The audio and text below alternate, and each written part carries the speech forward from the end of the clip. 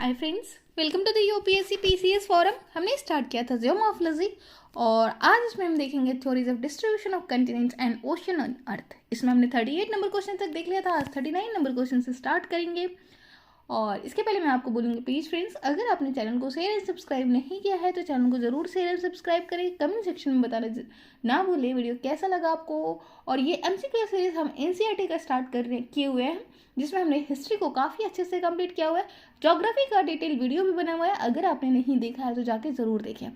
और ज्योग्राफी और हिस्ट्री ये काफ़ी इंपॉर्टेंट है एग्जाम पॉइंट ऑफ व्यू से, और खास करके अभी बीपीएससी का रिसेंट जो ऑप्शनल का एग्जाम होना है उसमें भी वो बहुत इंपॉर्टेंट है, क्योंकि बीपीएससी का ऑप्शनल जो है वो अब क्वालिफाइंग हो गया है। चलिए स्टार्ट करते हैं 39 नंबर क्वेश्चन से। Which of the following statement is are correct about the early concept of continental drift? तो कॉन्टिनेंटल जो ड्रिफ्ट थ्योरी था उसके रिगार्डिंग कौन सा स्टेटमेंट जो है वो करेक्ट है उसके अर्ली कंसेप्ट्स के बारे में ये हमें बताना है। Abraham Ortelius was the first one to propose the concept of drift of continents. Antonio Pellegrini depicted the continents of Africa, Europe, America joint on map. हमें बताना है यहाँ पे कौन सा स्टेटमेंट जो है वो करेक्ट है। तो एक्चुअली यहाँ पर दोनों ही स्टेटमेंट करेक्ट है। अब्राहम ऑर्टेलियस जो हैं वो पहले हैं जिन्होंने प्रपोज किया था concept of drift of continent. तो ध्यान रखेंगे किन्होंने प्रपोज किया था, अब्राहम ऑर्टेलियस ने प्रपोज किया था पहली बार किस चीज़ को, जो कंसेप्ट है ड्रिफ्ट ऑफ कॉन्टिनेंट्स के रिगार्डिंग वो।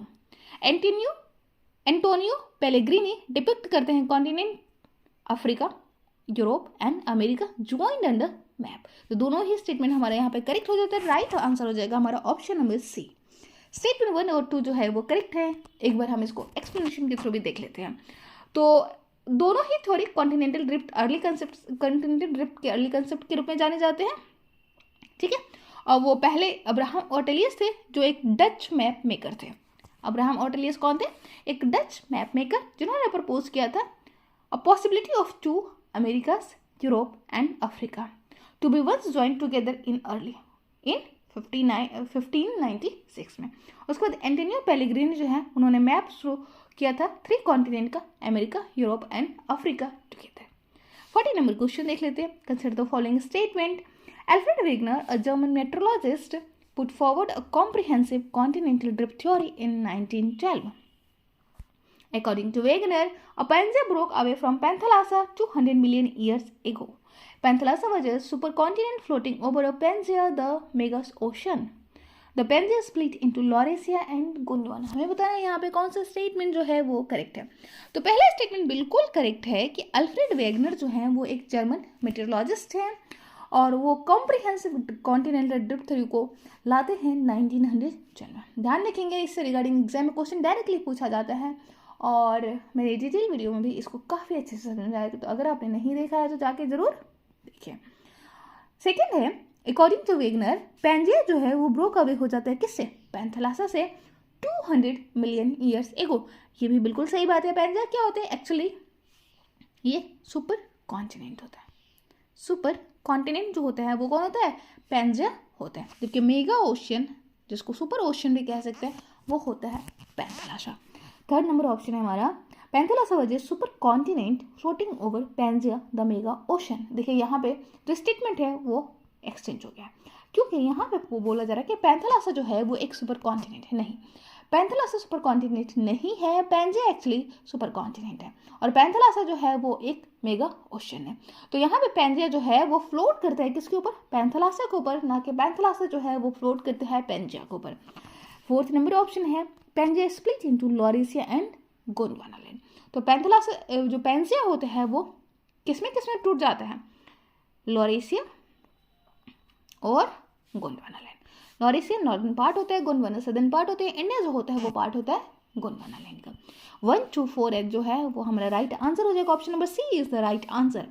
अल्फ्रेड वेगनर जो कि एक जर्मन मेट्रोलॉजिस्ट है, उन्होंने कॉम्प्रिहेंसिव डिटेल थ्योरी दिया था कॉन्टिनेंटल ड्रिफ्ट के रिगार्डिंग 1912 में। और उनके अनुसार क्या था कि जो सारे कॉन्टिनेंट है वो एक सिंगल कॉन्टिनेंटल मास को फॉर्म करते हैं, जिसको बोलते हैं पैंजिया, ठीक है।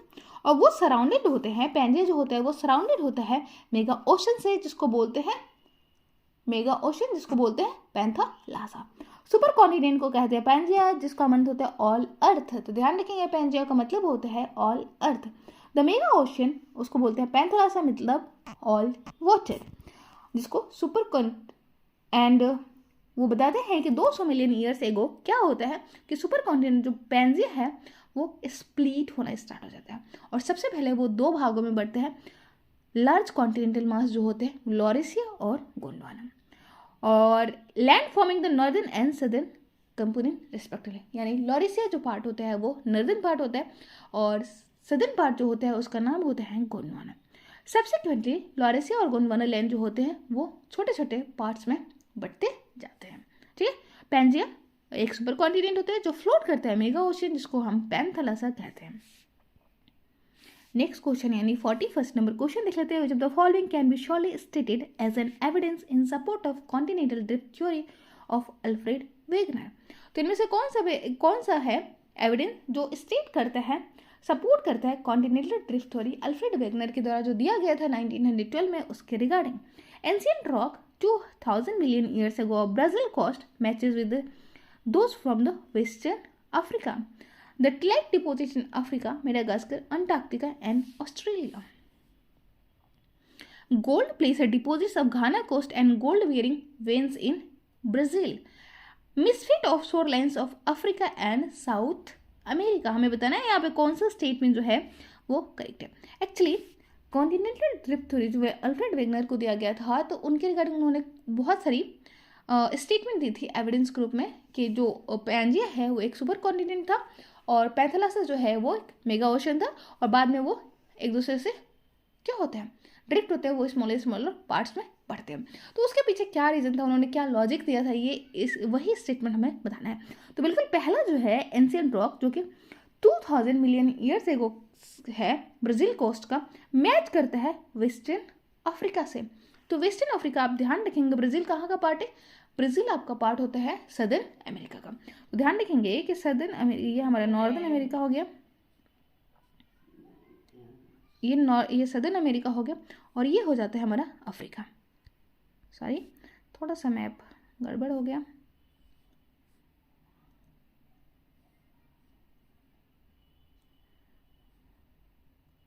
ये हो जाता है हमारा अफ्रीका। तो यहाँ पे बोला कि एंशिएंट जो रॉक है ब्राज़ील का, ये ब्राज़ीलियन पार्ट है, coast match with those from the western Africa, western Africa से ये मैच करते हैं। बिल्कुल सही बात है, ये कहा गया था अल्फ्रेड वेगनर के द्वारा। Tillite deposit in Africa, Madagascar, Antarctica and Australia. बिल्कुल टिलाइट डिपोजिट्स पे हमें देखने को मिलता है। टिलाइट डिपोजिट जो होते हैं वो मेनली किससे रिलेटेड होते हैं, ग्लेशियर से रिलेटेड होते हैं, ध्यान रखेंगे। तो टिलाइट डिपोजिट हमें देखने को मिलता है अफ्रीका का, मेडागास्कर आपको पता है यहाँ पे पड़ता है, मेडागास्कर का, अंटार्कटिका सदर्न कॉन्टिनेंट जो होता है एंड ऑस्ट्रेलिया, यहाँ पे हमें टिलाइट डिपोजिट्स भी देखने को मिलता है। तो ये भी बिल्कुल सही बात है। थर्ड है गोल्ड प्लेसर डिपोजिट देखने को मिलता है घाना कोस्ट पर। घाना कोस्ट आपको पता है अफ्रीका वाला पार्ट होता है, ठीक है, ये घाना कोस्ट जो है अफ्रीका का पार्ट है। गोल्ड बियरिंग जो वेन्स होता है वो हमें देखने को मिलता है कहाँ पे, वो हमें देखने को मिलता है साउथ अमेरिका में, यानी ब्राजीलियन कोस्ट में। मतलब प्लेसर डिपोजिट हमें ब्राज़ील में नहीं देखने को मिलता है, जबकि उसका सोर्स रीजन जो है वो हमें उसका वेन्स जो है वो देखने को मिलता है ब्राज़ील में। तो ये भी बिल्कुल सही बात है। मिसफिट ऑफ शोर lines of Africa and south America, नहीं, काफ़ी अच्छे से फिट हो जाते हैं, मिसफिट नहीं होता है, वो कंप्लीटली एक दूसरे को फिट कर जाते हैं। अगर आप ध्यान से देखेंगे मैप को तो आपको समझ में आएगा कि जो अफ्रीका है वो अमेरिका से काफ़ी अच्छे से फिट हो जा रहा है, ठीक है। तो हमारा ऑप्शन नंबर 4 जो है वो रॉन्ग हो जाता है। 1, 2, 3 जो हमारा स्टेटमेंट है वो करेक्ट हो जाता है, और 1, 2, 3 हमें ऑप्शन बी में देखने को मिलता है। ऑप्शन नंबर बी हो जाएगा हमारा राइट आंसर। एक बार हम इसके एक्सप्लेनेशन को भी देखते हैं। तो कॉन्टिनेंटल ड्रिफ्ट थ्योरी जो है, जो अल्फ्रेड वेगनर के द्वारा दिया गया था 1912 में, उसके सपोर्ट में उन्होंने कुछ एविडेंस प्रस्तुत किए थे, और उस एविडेंस में एक है कि जो बेल्ट है एंशिएंट रॉक का, जो 2000 मिलियन ईयर से एगो से बिलोंग करते हैं ब्राज़ील कोस्ट से, वो मैच करता है किससे, वेस्टर्न अफ्रीका से। तो बिल्कुल सही बात है, ये हमने काफ़ी अच्छे से डिस्कस किया हुआ है। दूसरा जो है Gondwana system of sediment from India is known to have a counter parts in the 6 different land masses of southern hemisphere. और जो गोंडवाना पार्ट है, गोंडवाना सिस्टम जो हमें मिला हुआ था, मैंने बताया था स्टार्टिंग में कि इंडिया जो है वो किसका पार्ट है, गोंडवाना लैंड का। और गोंडवाना का जो सेडिमेंट्स है वो हमें कहाँ पे देखने को मिलता है? 6 different land masses of southern hemisphere. तो सदर्न हेमिस्फीयर के 6 डिफरेंट लैंड मासेस। तो ये भी पता था कि कहीं ना कहीं ये जो लैंड है वो एक दूसरे से कनेक्टेड थे। गोल्ड बेरिंग जो वेन है वो हमें देखने को मिलता है ब्राज़ील में, जबकि गोल्ड डिपोजिट्स हमें देखने को मिलता है प्लेसर डिपोजिट वो घाना में है। तो इससे ये पता चलता है कि कहीं ना कहीं वो एक दूसरे से कनेक्टेड है। Fourth statement, shoreline of Africa and southern America facing each other have a remarkable and unmistakable match, जिसको बोलते हैं जिगसॉ फिट, ना कि मिसफिट। 42nd नंबर क्वेश्चन देख लेते हैं। 42nd नंबर क्वेश्चन कहते हैं Alfred Wegener propounded which of the following forces to be the main reason behind the drifting of continent. तो ड्रिफ्टिंग ऑफ कॉन्टिनेंट्स के लिए अल्फ्रेड वेगनर ने कौन से रीजन बताए थे, कौन सा फोर्स बताया था अल्फ्रेड वेगनर के द्वारा? Rotation of earth and polar fleeing force, tidal force due to moon attraction, radio activity, active decay of rocks. हमें बताना है कि कौन सा रीजन जो है वो अल्फ्रेड वेगनर के द्वारा बताया गया था regarding the drifting of continents. तो एक्चुअली ऑप्शन नंबर 1 और 2 जो है वो बताया गया था स्टेटमेंट, जबकि रेडियो डिके ऑफ रॉक्स के बारे में नहीं बताया गया था। और इसी वजह से जो अल्फ्रेड वेगनर का जो थ्योरी था उसको डिस्कार्ड कर दिया गया था समटाइम्स के लिए, क्योंकि वो कोई वैलिड रीजन नहीं बता पाए थे ड्रिफ्टिंग ऑफ द रॉक्स के, जो बाद में हमें पता चलता है प्लेट टेक्टोनिक थ्योरी से। ठीक है, तो अल्फ्रेड वेगनर जो है वो प्रोपाउंड करते हैं moment responsible for drifting of continents was polar fleeing force और tidal force. Polar fleeing force क्या होता है? Relates to the rotation of the earth, और टाइडल फोर्स जो होता है वो क्या होता है? मून और सन। टाइड्स का फॉर्मेशन आपको पता होगा कि टाइड्स का जो फॉर्मेशन होता है वो मून, सन और अर्थ के बीच में अट्रैक्शन की वजह से होता है। For the development of tides, आपको पता, आपने टाइड्स पढ़ा होगा। अगर आपको नहीं पता होगा तो हमारे डिटेल वीडियो में जाके आप चेक कर सकते हैं टाइड किसको कहते हैं। ठीक है, तो 2 और 1 दोनों ही स्टेटमेंट करेक्ट है, थर्ड स्टेटमेंट हमारा रॉन्ग हो जाता है। नेक्स्ट क्वेश्चन देख लेते हैं, 43rd नंबर क्वेश्चन देख लेते हैं। After evidence was gathered in the 19th and 20th century about the forces deriving the continental drift, the theory of Alfred Wegener was discarded. Which of the following statement is correct about the force driving the drift of continents? तो मतलब क्या कर रहे हैं? After evidence was gathered in 19th और 20th century about the forces of driving the continental drift, जो Alfred Wegener का जो थ्योरी होता है उसको डिस्कार्ड कर दिया जाता है। जैसे ही पता चलता है कि कॉन्टिनेंटल ड्रिफ्ट थ्योरी के पीछे कौन सा फोर्स है जो है वो ड्राइविंग है, उसके बाद क्या होता है कि अल्फ्रेड वेगनर का जो थ्योरी होता है उसको डिस्कार्ड कर दिया जाता है। और forces driving drift of continent regarding कौन सा स्टेटमेंट जो है वो करेक्ट है, ये हमें बताना है। तो पहला स्टेटमेंट है Arthur Holmes give the theory that convection currents are responsible for driving continental drift. The convection currents are generated due to the radioactive elements in rocks inside the earth. Convection current operate inside the inner core of the earth. हमें बताना है यहाँ पे कौन सा statement जो है वो करेक्ट है। तो पहला स्टेटमेंट बिल्कुल करेक्ट है कि अर्थर होम्स ने कौन सी थ्योरी दी थी? अर्थर होम्स ने दिया था कन्वेक्शन करंट। कन्वेक्शन करंट जो होता है वो ड्रिफ्ट करता है, ड्रिफ्ट अवे करता है किसको? कॉन्टिनेंट्स के पार्ट्स को, जिसको हम प्लेट्स भी कहते हैं। ठीक है, ठीक है, तो ये बिल्कुल करेक्ट है। Convection current are generated due to radio active elements in rocks inside the earth. ये भी बिल्कुल करेक्ट है कि रेडियो एक्टिव एलिमेंट जो प्रेजेंट होते हैं रॉक्स में इनसाइड द अर्थ वो कॉज करते हैं कन्वेक्शन करंट। ठीक है, कन्फ्यूजन होगा अगर आपको कन्वेक्शन करंट के रिगार्डिंग तो आप डिटेल वीडियो को जरूर देखें। थर्ड है हमारा convection current operates inside the inner core of the अर्थ। हमें बताना है यहाँ पे कौन सा थर्ड स्टेटमेंट हमारा रॉन्ग हो जाता है कि कन्वेक्शन करंट जो होता है, आपको पता है कि अर्थ का अपर लेयर जो होता है वो क्रस्ट होता है। ठीक है, और क्रस्ट और अपर मेंटल जो पार्ट होता है वो मिलके क्या बनाता है? वो बनाता है लिथोस्फेयर। लिथोस्फेयर एक प्लेट, लिथोस्फेयर के नीचे होता है एस्थेनोस्फेयर, और एस्थेनोस्फेयर जो होता है सेमी प्लास्टिक नेचर का होता है, सेमी प्लास्टिक नेचर का होता है। और ये one of the important source होता है किसका? कन्वेक्शन करंट का। तो 1 और 2 जो है वो हमारा राइट आंसर है, थर्ड स्टेटमेंट जो है हमारा रॉन्ग है। तो Arthur Holmes in 1930 discuss the possibility of convection current operating in the metal portion. These currents are generated due to the radioactive elements. Radioactive element जो प्रेजेंट होते हैं वो कॉज करते हैं कन्वेक्शन करंट को, और थर्मल डिफरेंशिएशन आकर होता है कहाँ पे, मेटल में. होम्स जो है वो आर्ग्यू करते हैं that there exist a system such current in the entire metal portion.